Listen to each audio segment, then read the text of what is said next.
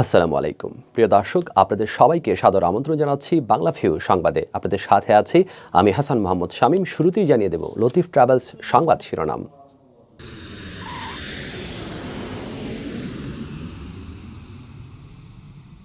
সিলেটে যথাযোগ্য মর্যাদা ও নানা আয়োজনে পালিত হলো শহীদ শেখ রাসেলের ৫৮তম জন্মদিন। ইফেলি লিমিটেডের ব্যবস্থাপনায় অবসরপ্রাপ্ত বিচারপতি এইচ.এম. শামসুদ্দিন চৌধুরী মানিককে প্রধান করে ৪ সদস্যের বোর্ড গঠন করে দিলেন হাইকোর্ট।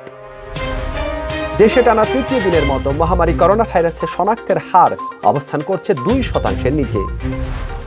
সাম্প্রদায়িক হামলার প্রতিবাদে সিলেটে ছাত্রলীগের বিক্ষোভ মিছিল ও সমাবেশ। জড়িত ব্যক্তিদের বিরুদ্ধে দৃষ্টান্তমূলক শাস্তির দাবিতে মানববন্ধন ও সমাবেশ করল আন্তর্জাতিক কৃষ্ণ ভাবনামৃত সংঘ ইসকন। সিলেটে ৪৮ ঘন্টা পর ফের প্রাণ কাড়ল করোনা, বেড়েছে নতুন রোগী শনাক্তের সংখ্যাও।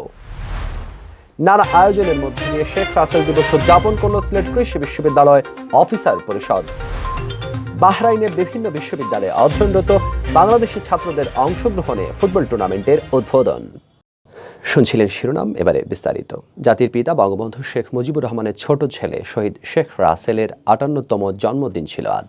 মন্ত্রিপরিষদ বিভাগের সিদ্ধান্ত অনুযায়ী ৫৮তম জন্মদিন থেকে শেখ রাসেলের জন্মদিন জাতীয়ভাবে শেখ রাসেল দিবস হিসেবে পালিত হচ্ছে। দিনটি উপলক্ষে সরকারি বেসরকারি নানা প্রতিষ্ঠান, আওয়ামী লীগের সহযোগী সংগঠন সহ বিভিন্ন সামাজিক ও সাংস্কৃতিক সংগঠন বিস্তারিত কর্মসূচি পালন করে। জাতির পিতা বঙ্গবন্ধু শেখ মুজিবুর রহমানের কনিষ্ঠ পুত্র শেখ রাসেলের জন্মদিন পালন করেছে সিলেট জেলা আওয়ামী লীগ। শেখ রাসেলের জন্মদিন উপলক্ষে সোমবার বাদ জোহর হযরত শাহজালাল রহমতুল্লাহি আলাইহির দরগা মসজিদে মিলাদ দোয়া মাহফিল ও শিরনি বিতরণ করা হয়। মিলাদ শেষে দোয়ার আগে সংক্ষিপ্ত বক্তব্য রাখেন সিলেট জেলা আওয়ামী লীগের ভারপ্রাপ্ত সভাপতি শফিকুর রহমান চৌধুরী ও সাধারণ সম্পাদক অ্যাডভোকেট মোহাম্মদ নাসির খান। শেখ রাসেল দীপ্ত জয়োল্লাস, অনন্য আত্মবিশ্বাস এই স্লোগান নিয়ে সিলেট জেলা ও উপজেলা প্রশাসনের আয়োজনে শেখ রাসেল দিবস উপলক্ষে বিভিন্ন কর্মসূচি গ্রহণ করা হয়। বিভিন্ন সামাজিক সাংস্কৃতিক সংগঠন, সরকারি বিভিন্ন দপ্তর আনন্দঘন নানা আয়োজনের পাশাপাশি শেখ রাসেলের প্রতিকৃতিতে শ্রদ্ধাঞ্জলি অর্পণ করে।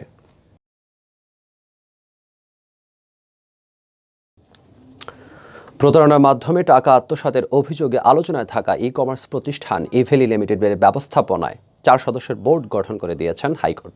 বিচারপতি মোহাম্মদ খুরশিদ আলম সরকারের একক হাইকোর্ট বেঞ্চ আজ সোমবার এই বোর্ড সদস্যদের নাম ঘোষণা করে আদেশ দেন। কমিটিতে চেয়ারম্যান হিসেবে থাকবেন আপিল বিভাগের অবসরপ্রাপ্ত বিচারপতি এইচ.এম. শামসুদ্দিন চৌধুরী মানিক। এর আগে গত ১৩ অক্টোবর কমিটি গঠন করার কথা থাকলেও সেটি করা হলো আজ। কমিটির অপর সদস্যরা হচ্ছেন সাবেক সচিব মোহাম্মদ রেজাউল আহসান, সাবেক সচিব মাহবুবুল কবির, চার্টার্ড অ্যাকাউন্ট্যান্ট ফখরুদ্দিন আহমেদ ও আইনজীবী হিসেবে রয়েছেন শামীম আজিজ খান। গত ৩০ সেপ্টেম্বর আদালত ইফেলি সব নথি ১২ অক্টোবরের মধ্যে আদালতে দাখিল করতে registrar for joint stock companies and ফার্মসকে নির্দেশ দেন। সেই অনুসারে নথি দাখিলের পর ১২ অক্টোবর আদালত ৪ সদস্যের বোর্ড গঠন করে দেওয়ার অভিমত দেন। প্রতারণার মাধ্যমে টাকা আত্মসাতের অভিযোগে বর্তমানে ইফেলির নাম দেশ জুড়ে আলোচিত সমালোচিত। প্রতারণার মাধ্যমে গ্রাহকের টাকা আত্মসাতের অভিযোগে ইতিমধ্যে ইফেলির প্রধান নির্বাহী কর্মকর্তা সিইও মোহাম্মদ রাসেল ও তার স্ত্রী ইফেলির চেয়ারম্যান শামীমা নাসরিনের বিরুদ্ধে একাধিক মামলা হয়েছে। গত ১৬ সেপ্টেম্বর রাজধানীর মোহাম্মদপুরের বাসা থেকে রাসেল ও শামীমাকে গ্রেফতার করা হয়। এরপর থেকে তারা কারাগারে আছেন। মহামারী করোনা ভাইরাসে দেশে গত ২৪ ঘন্টায় মৃত্যুর সংখ্যা ও শনাক্তের হার স্বস্তিদায়ক অবস্থাতেই রয়েছে। উল্লিখিত সময়ে মারা গেছেন ১০ জন, আর টানা তৃতীয় দিনের মতো শনাক্তের হার ২% নিচে অবস্থান করছে। আজ বিকেলে স্বাস্থ্য অধিদপ্তরের এক সংবাদ বিজ্ঞপ্তিতে এসব তথ্য জানানো হয়েছে। সোমবার বিকেলে স্বাস্থ্য অধিদপ্তর থেকে পাঠানো সংবাদ বিজ্ঞপ্তিতে বলা হয়, নতুন ১০ জন সহ দেশে করোনায় মৃতের সংখ্যা দাঁড়িয়েছে ২৭,৭৭৮ জনে। মারা যাওয়াদের মধ্যে পুরুষ ৪ জন ও নারী ৬ জন। গত একদিনে ১৮,৮১২ জনের নমুনা পরীক্ষা করে নতুন করে করোনা শনাক্ত হয়েছে ৩৩৯ জনের শরীরে। এতে মোট শনাক্তের সংখ্যা দাঁড়িয়েছে ১৫,৬৫,৮২৭ জনে। আগের দিন করোনায় সংক্রমিত ১৬ জনের মৃত্যু হয়েছিল। ওই দিন নতুন রোগী শনাক্ত হন ৩১৪ জন। স্বাস্থ্য অধিদপ্তর জানায়, গত ২৪ ঘন্টায় করোনা থেকে সুস্থ হয়েছেন ৫০৯ জন। মোট সুস্থ রোগীর সংখ্যা এখন ১৫,২৮,৩৭১ জন। রাজপথে বড় শোডাউনের মাধ্যমে নিজেদের উপস্থিতি জানান দিলেন সিলেট জেলা ও মহানগর ছাত্রলীগের শীর্ষ ৪ নেতা। আজ সোমবার বেলা ২:৩০টার দিকে জেলা ও মহানগর ছাত্রলীগ মিছিল ও বিক্ষোভ প্রদর্শন করে। তবে এটি ছাত্রলীগের কোনো রাজনৈতিক কর্মসূচি ছিল না। ফেসবুকে ধর্ম অবমাননার অভিযোগ তুলে রংপুরের পীরগঞ্জে হিন্দু সম্প্রদায়ের বেশ কয়েকটি বাড়ি পুড়িয়ে দেওয়ার প্রতিবাদে দলীয় নেতাকর্মীদের নিয়ে বিক্ষোভ প্রদর্শন ও মিছিল করেন তারা। সোমবার বেলা 2টার দিকে নগরীর চৌহাট্টা থেকে 5 শতাধিক মোটরসাইকেল নিয়ে মিছিল শুরু করে ছাত্রলীগ। মিছিল শেষে চৌহাট্টাস্থ কেন্দ্রীয় শহীদ মিনারে বিক্ষোভ করেন ছাত্রলীগের নেতাকর্মীরা। মিছিলে নেতৃত্ব দেন সিলেট জেলা ছাত্রলীগের সভাপতি নাজবুল ইসলাম ও সাধারণ সম্পাদক রাহেল সিরাজ এবং মহানগর ছাত্রলীগের সভাপতি কিশোর সৌরভ ও সাধারণ সম্পাদক নাইম। এ সময় নেতৃবৃন্দ বলেন, বর্তমান সরকারের সুনাম নষ্ট করতে বিরোধীরা এ ধরনের ঘটনার জন্ম দিচ্ছে। সবাইকে দলমত নির্বিশেষে সহিংসতা রুখতে প্রতিরোধ গড়ে তুলতে হবে। এই কর্মসূচিতে সিলেট জেলা ও মহানগর ছাত্রলীগের বিপুল সংখ্যক নেতাকর্মী উপস্থিত ছিলেন। এদিকে সিলেট সহ সারা দেশে সাম্প্রদায়িক হামলার প্রতিবাদে বিক্ষোভ মিছিল করেছেন সিলেট জেলা ও মহানগর ছাত্রলীগের একাংশের নেতাকর্মীরা। সোমবার বিকেলে তেলিহাওড় থেকে মিছিলটি নগরীর বিভিন্ন রাস্তা প্রদক্ষিণ করে কেন্দ্রীয় শহীদ মিনারে গিয়ে এক সংক্ষিপ্ত সমাবেশে মিলিত হয়। জেলা ছাত্রলীগ নেতা সৌরভ জায়গিরদারের পরিচালনায় অনুষ্ঠিত সমাবেশে সভাপতিত্ব করেন মহানগর ছাত্রলীগ নেতা আশরাফুল ইসলাম বাপ্পি। শারদীয় দুর্গোৎসবে পূজা মণ্ডপ, মন্দির এবং হিন্দুদের বাড়িঘরে হামলা ও হতাহতের ঘটনায় জড়িত ব্যক্তিদের বিরুদ্ধে শাস্তির দাবিতে সিলেটে মানববন্ধন ও সমাবেশ করেছে আন্তর্জাতিক কৃষ্ণ ভাবনামৃত সংঘ ইসকন।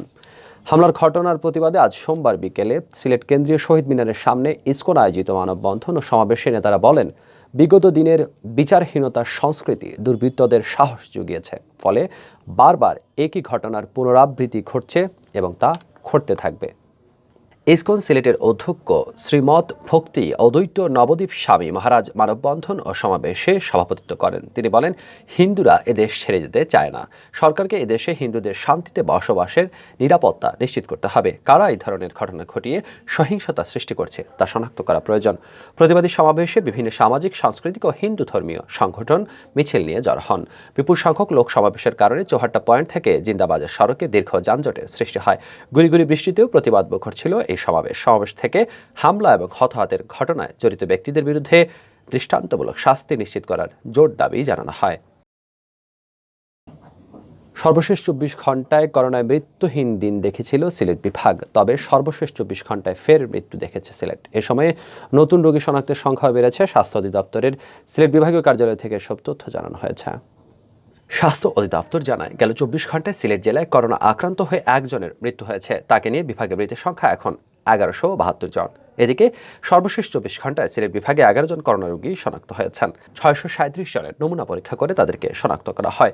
শনাক্তের হার 1.73। এর মধ্যে 7 জন সিলেট জেলার, বাকিরা মৌলভীবাজারের। বিভাগের অপর 2 জেলায় কোনো রোগী শনাক্ত হননি। এর আগের 24 ঘন্টায় 6 জন রোগী শনাক্ত হয়েছিলেন। সব মিলিয়ে বিভাগে করোনা আক্রান্তের সংখ্যা এখন 54,771 জন। সিলেট বিভাগীয় পরিচালক ডাক্তার সীমাংশু লাল রায় জানান, সর্বশেষ 24 ঘন্টায় বিভাগে সুস্থ হয়েছেন 25 জন। সুস্থ হওয়াদের মোট সংখ্যা এখন 48,654 জন। তিনি আরও জানান, সিলেট বিভাগের 4 জেলা মিলিয়ে বর্তমানে 19 জন করোনা রোগী হাসপাতালে ভর্তি রয়েছেন। জাতির পিতা বঙ্গবন্ধু শেখ মুজিবুর রহমানের কনিষ্ঠ পুত্র শেখ রাসেলের জন্মদিনে শেখ রাসেল দিবস যথাযোগ্য মর্যাদায় পালন করেছে সিলেট কৃষি বিশ্ববিদ্যালয় অফিসার পরিষদ। আজ সোমবার দুপুরে বিশ্ববিদ্যালয়ের ক্যাম্পাসে নানা আয়োজনের মধ্য দিয়ে শেখ রাসেলের 58তম জন্মদিন পালন করা হয়। এসব কর্মসূচির মধ্যে ছিল পুষ্পস্তবক অর্পণ, র্যালি, সংক্ষিপ্ত আলোচনা সভা ও দোয়া মাহফিল। কর্মসূচির শুরুতে অফিসার পরিষদের এক র্যালি বিশ্ববিদ্যালয় ক্যাম্পাস প্রদক্ষিণ করে। পরে বঙ্গবন্ধুর মুরালের পাশে নির্মিত শেখ রাসেলের অস্থায়ী প্রতিকৃতিতে পুষ্পস্তবক অর্পণ করা হয়। পরে সেখানে সংক্ষিপ্ত আলোচনা সভা শেষে বঙ্গবন্ধু সহ 15 আগস্টের হত্যাকাণ্ডে শহীদ সকলের বিদেহী আত্মার মাগফেরাত কামনা করে মোনাজাত করা হয়।